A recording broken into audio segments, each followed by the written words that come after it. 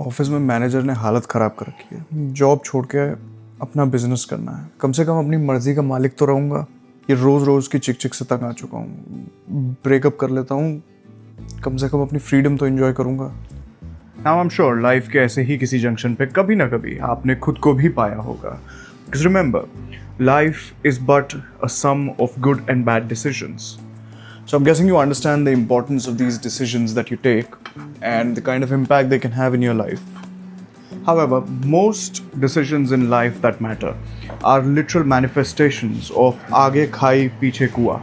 तो ऐसे में how do you even take the right decisions? Do what feels right. Now that is an advice I've heard a lot of people give, and to be honest with you, it is absolutely rubbish. And I'm going to prove that to you, all while giving you a step-by-step process from the Bhagavad Gita on how you can take better decisions.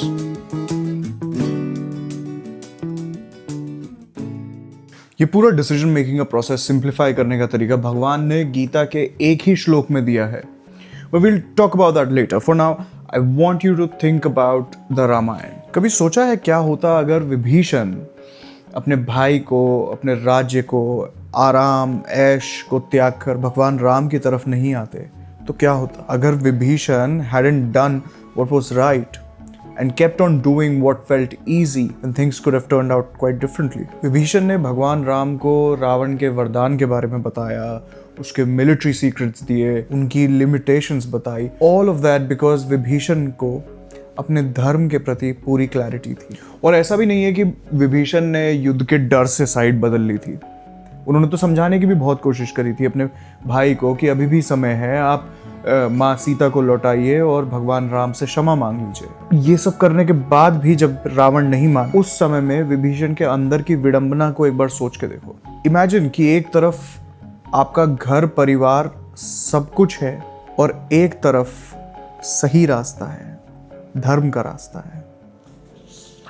Quite difficult. Gita में भगवान कहते हैं better to follow your own dharma imperfectly than follow someone else's path perfectly. सी मन जो है ना, वो अक्सर सिर्फ रिएक्ट कर रहा होता है. एक झगड़ा हो गया, बस खत्म, नहीं करना, I want my peace back. Point being, मन तुम्हें परेशान नहीं करना चाहता. उसका गोल ही है कि जल्द से जल्द in the shortest time possible peace लौट आए, शांति वापस लौट आए. And in trying to do that, it does not bother itself with logic. It just wants the peace to return. Gita says, chase clarity and the right decisions will happen automatically. So this is what you can follow whenever you find yourself at a crossroads, you're trying to make a decision. Before making the decision, ask yourself, am I taking this decision because I am scared of being alone? Do I want relief, or do I not want to disappoint someone? See, all of these are just emotions talking, and emotions rarely lead you to a good decision. You can ask, is this for comfort or clarity? Will I respect myself for this choice 5 years from now? And am I chasing this to avoid pain or because it is right? See, Vibhishan chose dharma once and history changed. Now, so can you. Namaste.